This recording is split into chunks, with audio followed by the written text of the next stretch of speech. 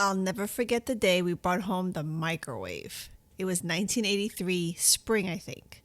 I remember because my youngest had just taken up roller skating and managed to knock over the neighbor's geraniums for the second time that week.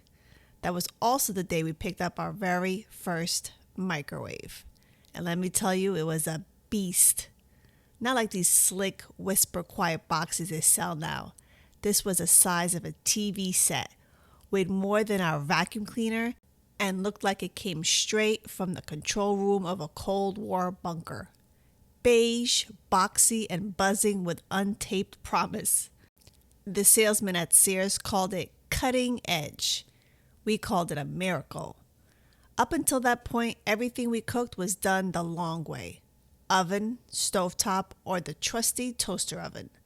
The one that turned everything slightly black on the bottom and lukewarm on top.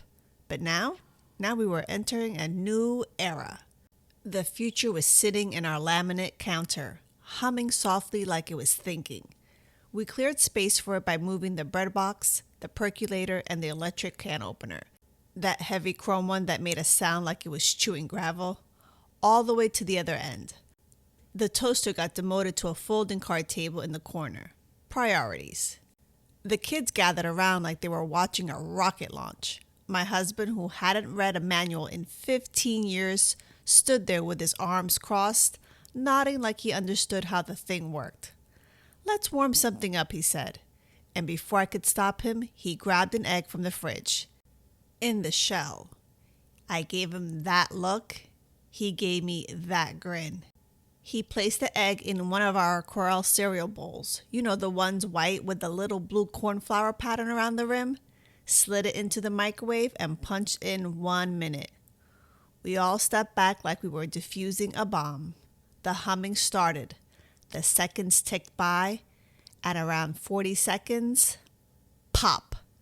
Not a bang, not an explosion, just a sharp, wet pop, followed by an ominous hiss.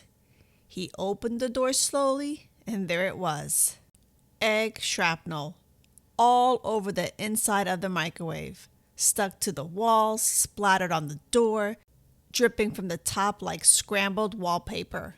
Yellow, everywhere. It looked like someone tried to cook breakfast with dynamite. The kids shrieked, the dog ran out of the room, and I just stood there, arms crossed. He looked at me and said, "So maybe not eggs? You think?" We spent a solid hour cleaning it out with damp paper towels and muttering under our breath. He insisted it was a learning experience. I insisted that we read the manual from now on. But we weren't giving up. No, sir. We were microwave people now. We learned what not to put in there: foil, eggs, and my mother-in-law's vintage teacups. We discovered the joy of leftovers reheating in seconds, and coffee that didn't require boiling water on the stove. And popcorn? Don't get me started. Microwave popcorn became a nightly tradition, paired with Murder, She Wrote or Cheers. And the kids all fighting over who got the half-popped kernels at the bottom of the bowl.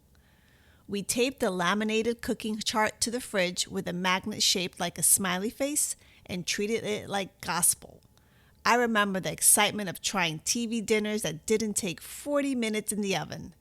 The little brownie in the corner would still be half melted, but we didn't care. We were living in the future. Now, that microwave is long gone. These days, mine talks to me. It has sensors and smart buttons and probably knows my blood pressure.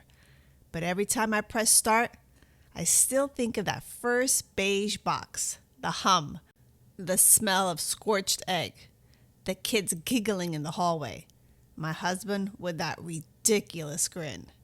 Some memories don't fade. They just age well, like a good story or a cast iron skillet. And every now and then, I still glance at a carton of eggs and think, not today.